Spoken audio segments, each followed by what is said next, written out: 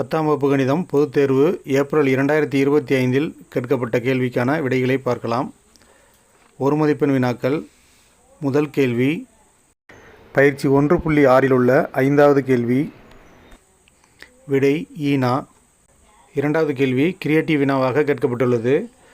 இந்த கேள்வியை பொறுத்த வரைக்கும் புத்தகத்தில் உள்ள 1 மார்க்கில் உறவுகளின் மொத்த எண்ணிக்கை கேட்டிருக்கு.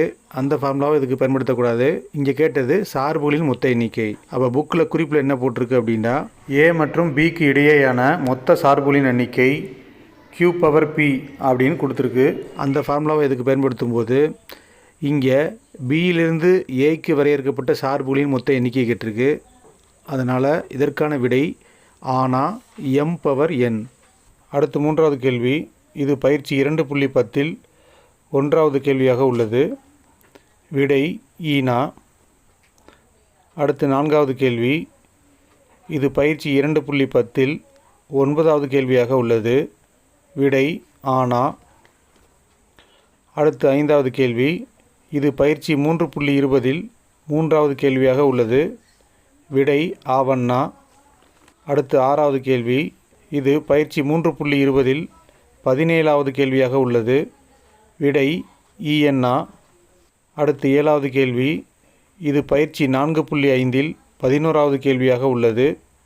விடை ஆவண்ணா. அடுத்து 8வது கேள்வி கிரியேட்டிவ் வினாவாக கேட்கப்பட்டுள்ளது. இந்த கேள்வியை பொறுத்த வரைக்கும் புத்தகத்தில் உள்ள ஒரு மதிப்பெண் வினாவில் நேர்கோட்டிற்கு செங்குத்தாகவும் ஆதிப்புள்ளி வழி செல்லும் நேர்கோட்டின் சமன்பாடு என்னன்னு கேட்டிருக்கு. ஆனால் இங்கே கிரியேட்டிவில் என்ன கொடுத்துக்கிறாங்க அப்படின்னா, 7x - 3y + 4 = 0 என்ற நேர்கோட்டிற்கு இணையாகவும் ஆதிப்புள்ளி வழி செல்லும் நேர்கோட்டின் சமன்பாடுன்னு கேட்டிருக்காங்க.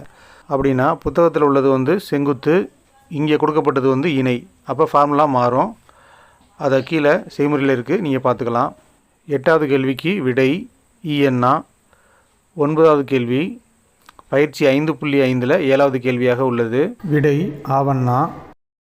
அடுத்து 10வது கேள்வி பயிற்சி 6.5 10வது கேள்வியாக உள்ளது. விடை ஈஎன்னா.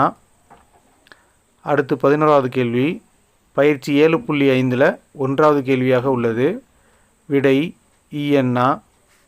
அடுத்து 12வது கேள்வி பயிற்சி 7.5 13வது கேள்வியாக உள்ளது. விடை ஆனா.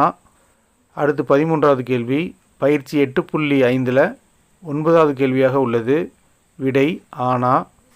அடுத்து 14வது கேள்வி பயிற்சி 8.5 15வது கேள்வியாக உள்ளது. விடை ஈஎன்னா. அடுத்து 2 மதிப்பெண் வினாக்கள். 15வது கேள்வி பயிற்சி 1.1 2வது கேள்வியாக கேட்கப்பட்டுள்ளது. அடுத்து 16வது கேள்வி எடுத்துக்காட்டு 1.19. அடுத்து 17வது கேள்வி பயிற்சி 2.1 2வது கேள்வியாக கேட்கப்பட்டுள்ளது. அடுத்து 18வது கேள்வி பயிற்சி 3.6 1வது கேள்வியில் ரோமன் லெட்டர் 3. அடுத்து 19வது கேள்வி எடுத்துக்காட்டு 3.68.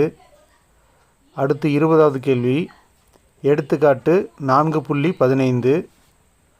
அடுத்து 21வது கேள்வி பயிற்சி 5.2 7வது கேள்வியாக கேட்கப்பட்டுள்ளது. அடுத்து 22வது கேள்வி எடுத்துக்காட்டு 5.33.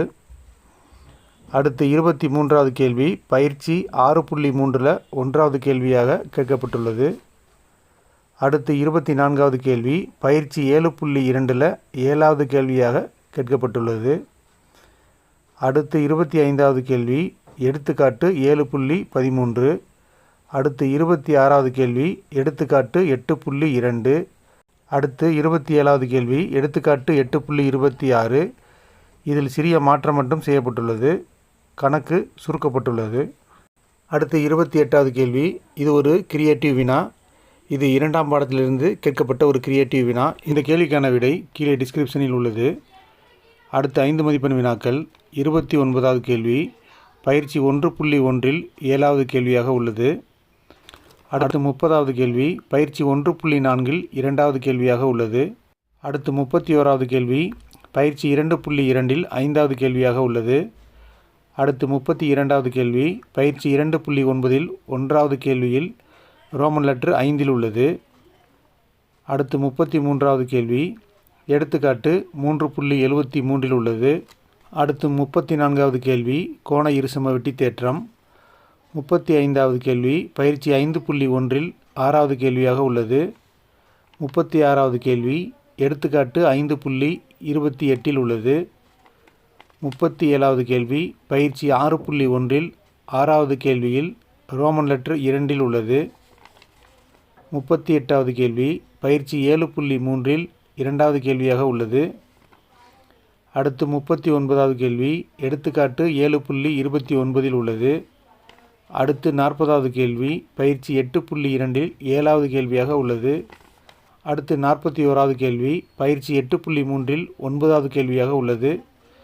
அடுத்து 42வது கேள்வி இது ஒரு கிரியேட்டிவ் சம்மாக கேட்கப்பட்டுள்ளது. இந்த தயாரிக்கப்பட்ட வினா 3வது பாடத்திலிருந்து கேட்கப்பட்டுள்ளது. இதற்கான விடை கீழே டிஸ்கிரிப்ஷனில் கொடுக்கப்பட்டுள்ளது. அடுத்து 8 மதிப்பெண் வினாக்கள்.